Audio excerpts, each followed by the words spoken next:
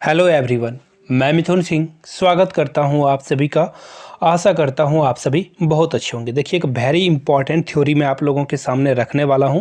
इसके एमसीक्यूज बार बार क्यों पूछे जाते हैं एग्जाम में, उसके बारे में हम लोग जानने की कोशिश करेंगे। मैं बात कर रहा हूं जिस मनोवैज्ञानिक की, उसका नाम है जीन पियाजे, और आप लोगों ने इनके बारे में बहुत कुछ पढ़ रखा होगा।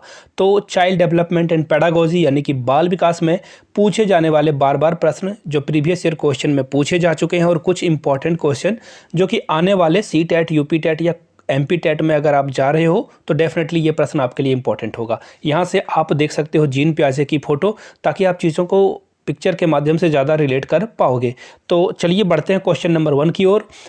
पहला ही क्वेश्चन है, एक वंश वृक्ष पर रिश्तेदारों के बीच संबंधों को समझने के लिए बच्चा किस कौशल का प्रयोग करने में सक्षम होना चाहिए। तो देखिए, सबसे पहली बात है ना, वंश वृक्ष मतलब क्या हुआ, फैमिली ट्री। यहाँ पे अगर दादाजी हैं, यहाँ पे दादी है, इसके बाद पापा आएंगे, उसके बाद फिर बच्चे आएंगे, तो ये हो गया फैमिली ट्री। आप लोगों ने बहुत बार जो है सोशल साइंस की बुक में ये पढ़ा होगा।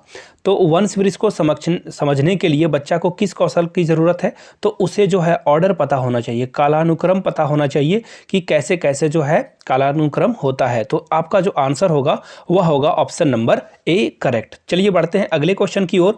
और अगले क्वेश्चन की ओर बढ़ेंगे उससे पहले आप लोगों से एक छोटा सा रिक्वेस्ट रहेगा, वीडियो को कर दीजिए आप लोग फटाफट लाइक, और चैनल को कर दीजिए सब्सक्राइब, बेल आइकन जरूर दबाइएगा। तो चलिए बढ़ते हैं अगले क्वेश्चन की ओर। जीन पियाजे ने संज्ञानात्मक विकास के अपने सिद्धांतों को विकसित और प्रस्तावित किया था। कब किया था, आपको ये डेट बताना है। ये फैक्चुअल क्वेश्चन है, और यूपी टेट में ये से प्रश्न फैक्चुअल क्वेश्चन बहुत ही आते हैं।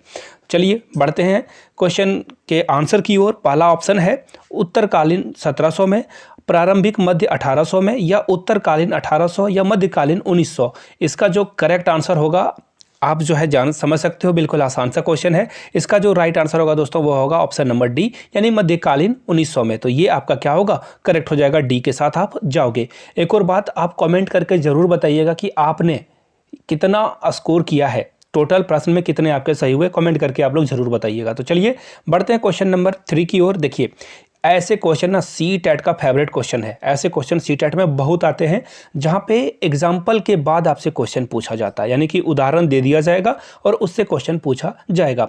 सोहन स्पर्श के माध्यम से, यानी कि सोहन छू करके अपने दादा दादी के घर का पता लगाना पसंद करता है। चलिए आगे बढ़ते हैं। एक दिन वह गर्म प्रेस, यानी कि जो आयरन करते हो ना, उस मशीन को वो छू लेता है और उसका हाथ जल जाता है। सोहन को पता चलता है कि हालांकि कुछ वस्तुएं स्पर्श करने के लिए सुरक्षित है, लेकिन गर्म प्रेस नहीं। यानी कि देखिए, वो छू करके अपने दादा दादी का पता लगा रहा था घर का, लेकिन कुछ चीज़ों को छूने से नुकसान नहीं होता है, कुछ चीज़ों को छूने से नुकसान होता है। तो पियाजे के अकॉर्डिंग यह कैसा उदाहरण है। तो देखिए, यह बिल्कुल सिंपल सा क्वेश्चन है। यह समायोजन है। समायोजन मतलब एकोमोडेट कर लेते हो आप कि किस चीज़ को छूने से आपको नुकसान होगा और किस चीज़ को छूने से आपको जो है नुकसान नहीं होगा। तो ये जो आंसर होगा दोस्तों वो किसके साथ आप जाओगे, ऑप्शन नंबर बी के साथ। चलिए अगले क्वेश्चन की ओर बढ़ते हैं। क्वेश्चन नंबर 4, पूजा से विभिन्न प्रकार के फूलों को वर्गीकृत, यानी कि कैटेगराइज करने के लिए कहा गया है। वह केवल एक मापदंड के आधार पर ऐसा कर पाती है। पूजा ने ऐसा किस वजह से किया है। तो देखिए, पूजा को बोला गया कि एक फूल की टोकरी है, इस फूलों की टोकरी में से क्या करना है, फूलों को अलग अलग करना है।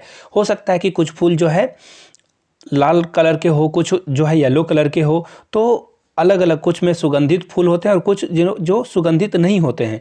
तो वो केवल एक मापदंड का यूज करके ऐसा वो करती है।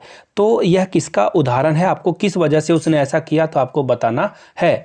तो देखिए, इसे हम लोग पढ़ते हैं पहले ऑप्शन की ओर। अहम केंद्रण, दूसरा है सेंट्रलाइजेशन, तीसरा है समायोजन, चौथा है संक्रिया। तो ये जो राइट आंसर होगा दोस्तों वह जाएगा किसके साथ, ऑप्शन नंबर बी के साथ। सेंट्रेशन है, ये केंद्रीकरण है। B is the right answer, क्योंकि वहां पे सिर्फ एक मापदंड का यूज कर रही है वो, इसलिए ये सेंट्रेशन होगा। बढ़ेंगे क्वेश्चन नंबर 5 की ओर। निम्नलिखित में से कौन एक संज्ञानात्मक स्कीमा का उदाहरण है। देखिए, ध्यान से आपको याद रखना है, संज्ञानात्मक स्कीमा की बात की गई है यहाँ पे। तो देखिए, रंग छाटना, खड़खड़ाहट करना, किसी वस्तु को देखना, या शामक को चूमना। तो देखिए, ये तीनों चीज़ें आप देखकर समझ पाओगे, बहुत ही आसान काम है। लेकिन रंग छाटना यानी कि आप कलर को अलग अलग तभी कर सकते हो जब आपको कलर की नॉलेज हो। तो कलर की नॉलेज होने पे ही आप क्या कर सकते हो, कलर को छांट सकते हो, बांट सकते हो। तो यहाँ पे जो राइट आंसर होगा संज्ञानात्मक स्कीमा किसके माध्यम से होगी, ऑप्शन नंबर ए के माध्यम से होगी।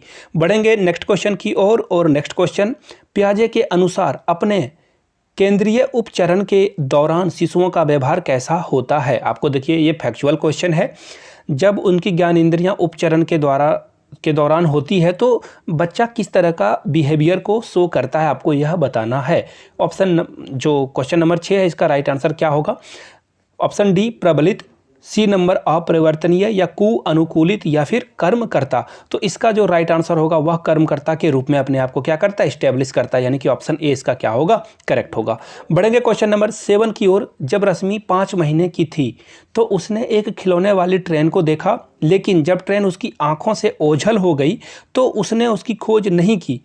अब वह 9 महीने की हो गई है, तब वह इसे ढूंढती है। यह किस विकास को दर्शाता है। आपको बताना है कि जब रश्मि 5 महीने की थी तो उसके आंख से ट्रेन गायब हो गई तो उसे वह खोज खबर उसकी नहीं ली, लेकिन जब वो 9 महीने की हो गई तो वह उसे ढूंढती है। यह विकास किस चीज़ को दर्शाता है, तो यह स्कीमा को दिखाता है।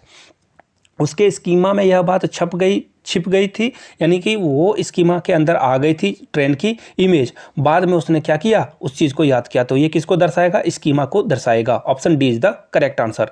बढ़ेगा क्वेश्चन नंबर 8 की ओर। जीन पियाजे ने संज्ञानात्मक विकास के अपने सिद्धांत को विकसित करने के लिए आंकड़े एकत्रित किए हैं। कैसे आंकड़े एकत्रित किए हैं, तो देखिए जो जीन पियाजे का थ्योरी था वो सिर्फ और सिर्फ बच्चों को देख करके उन्होंने बच्चों के ऊपर एक्सपेरिमेंट किया। प्रयोगशाला में ले जाकर बच्चों को एक्सपेरिमेंट उन्होंने नहीं किया। गार्डियन से जो है चर्चा करके नहीं की। तो ऑप्शन क्या होगा, सी इज द करेक्ट आंसर हो जाएगा इसका। बढ़ेंगे नेक्स्ट क्वेश्चन की ओर। फोन पर अपनी दादी से बात करते हुए समर्थ अचानक चिल्लाता है, ओह उस खूबसूरत फूल को देखो। जब उसकी दादी उसे फूल का वर्णन करने के लिए कहती है तो समर्थ कहता है, वहाँ बाहर वही दादी। आखिर वह निराश हो जाता है और फ़ोन काट देता है। तो देखिए जब बच्चे को कोई चीज़ का कमांड ऑर्डर दिया गया तो वह क्या करता है, वो जो है डेस्परेट हो जाता है और फ़ोन को कट कर देता है। यह कैसा एग्जाम्पल है आपको बताना है। तो देखिए ये जो एग्जाम्पल होगा वो अहम केंद्रन का होगा, यानी कि बच्चा सिर्फ और सिर्फ अपने बारे में सोचेगा, सामने वाला क्या बोल रहा है नहीं बोल रहा है उसकी परवाह नहीं करता है। जब वो ईगो सेंट्रिक हो जाता है, इंग्लिश में अगर मैं बताऊं ईगो सेंट्रिक हो जाएगा, यानी B is the right answer. बढ़ते हैं क्वेश्चन नंबर 10 की ओर। पियाजे के अनुसार मौजूदा योजनाओं में नई जानकारी को शामिल करने को एकोमोडेशन कहा गया है। मैंने आंसर आपको पढ़ के ही बता दिया। देखिए एक एग्जांपल था इसका कि एक बच्चा एक कौवा को उड़ते हुए देखता है और अपनी माँ से पूछता है यह कौन है। तो माँ बताती है यह कौवा है, यह आसमान में उड़ता है। अगले दिन वह देखता है कि एक एरोप्लेन आसमान में उड़ रहा है। तो वह बोलता है देखो माँ कौवा उड़ रहा है। तो माँ उसे बताती है कि सिर्फ कौवा नहीं, एरोप्लेन भी आसमान में उड़ता है, हेलीकॉप्टर भी उड़ता है। तो बच्चे यहाँ पे क्या करेंगे, वो जो है चीज़ों को क्या करेगा, एकोमोडेट करेगा। और अगर मैं हिंदी में बता दूं, अनुकूलन वो करेगा और चीज़ों को समझ जाएगा कि ये क्या है। ये राइट आंसर है, ऑप्शन डी के साथ आप जाओगे। तो ये 10 क्वेश्चन थे। अब आप लोगों के सामने कमेंट करके बताना है आपने 10 में से कितने आंसर सही किए हैं।